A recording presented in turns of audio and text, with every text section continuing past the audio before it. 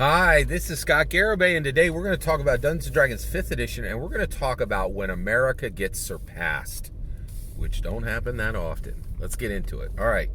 So, I am an American exceptionalist. I believe that America is by far the best country in the world, and it is not a close race. I think America is so far ahead of every other country in the world that we look behind us and we can barely see the country that's even chasing us next, right?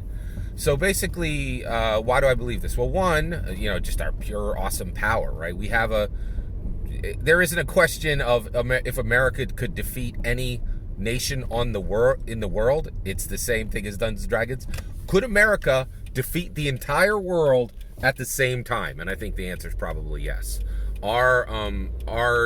Specifically, our military is ridiculous, right? So let's put it this way, okay? First of all, you want to compare countries? We never had a boot on the ground. Never had a boot on the ground since 1820, right? You cannot roll on America. We will wreck you in a weekend, right? Any nation steps to us, you're done, right? And you're like, oh no, our military is really good. Is it filled with our equipment? It is, right? If you're any other nation in the world, I don't think there's a military in the world who sources their weapons from anybody but us, right? We just crush, right? When it comes to literal power, we got it, right? And then as far as culture, Hollywood, again, it doesn't compete with any nation in the world. It competes with the entire world, and it destroys it, right? What's the country that's next to us? The BBC? Please, right? There is no competitor to Hollywood, right? It competes with the entire world at once and beats it, right? So I am, and I could just go on and on. March 2020, when the world needed, the thing to fix the problem, we did it. We did it. I think a couple of solutions came out of Europe, but ain't nobody asking for their stuff. Everybody's asking for us. And the whole world's like, hey, can you give us the solution you created and that nobody else did?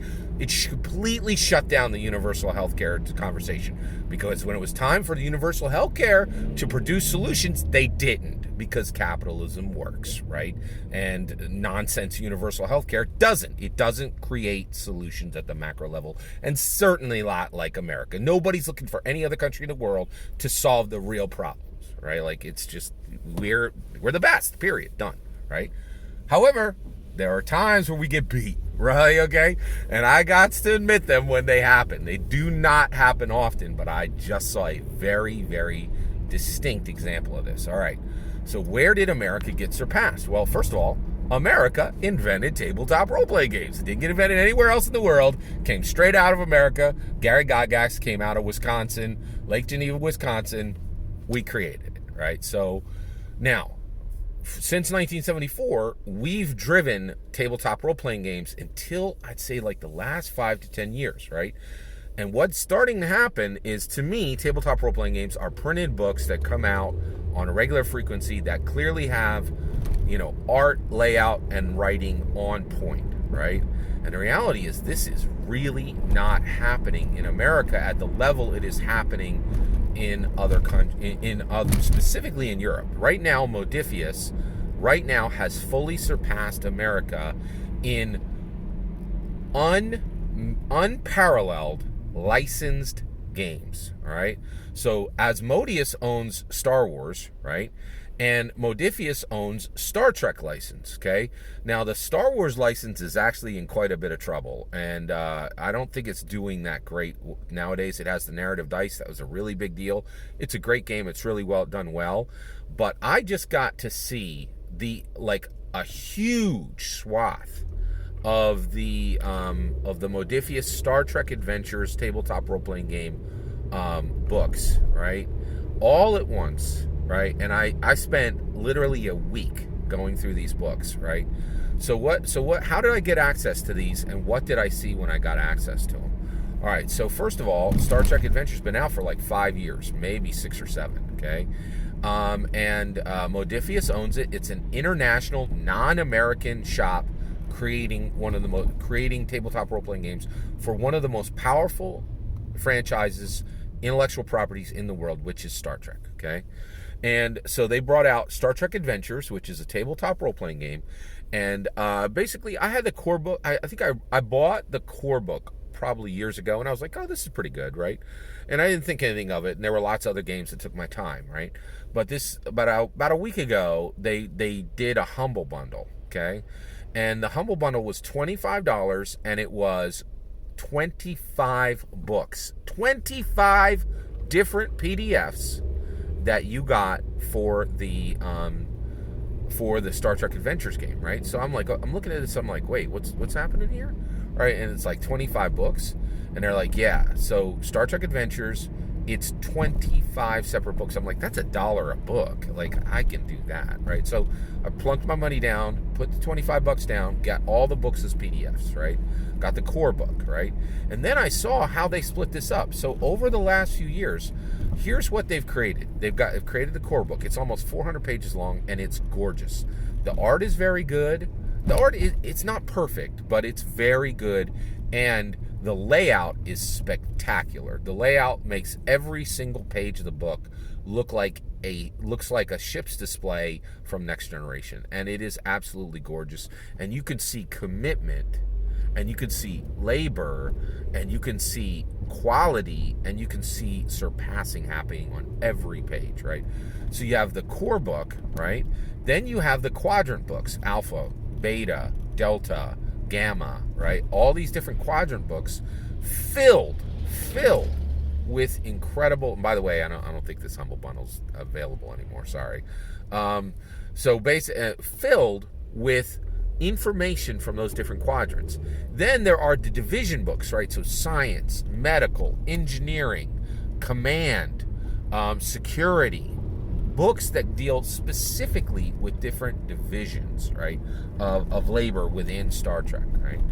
And then you have mission books, 2 specific books that have many, many missions. And finally, and this is the real shining star among it all, the actual characters from every single franchise, TOS, TNG, Deep Space Nine, Voyager. The only thing that's missing, I think, is Enterprise and Discovery, and I am not missing Discovery. Enterprise would have been nice, but you know, and every single one of those series, they have all of the major characters statted, so that you either have what you need to run them as NPCs as the game master, or you have the ability to run every single major Star Trek character, and you can compare them. That's the funnest part of a licensed property. Is like, oh, hey, you know, like they're doing a 5e Bible book right now. First question out of people's mouths are like, is Jesus Christ statted? Yes, he is, right? Like, if you're gonna do a licensed product, of course the Bible isn't licensed, but if you're gonna do a licensed product, get the characters in there, let people compare them, and this is spectacular. It is, and it surpasses anything America has done with any licensed tabletop role-playing game. And so I don't like to say when America's been surpassed. It pains me, right? But right now, the best licensed tabletop role-playing game in the world, in my opinion, as far as taking the license and turning it into usable, playable, amazing books with amazing writing, amazing layout, and amazing art, is coming out of Europe, out of Modifius. And nothing in America compares. It's just, we've been surpassed with licensed tabletop role-playing games, right? Now, of course, we still have the greatest tabletop role-playing game in the world, which is Dungeons & Dragons 5e, but that is different from a licensed product.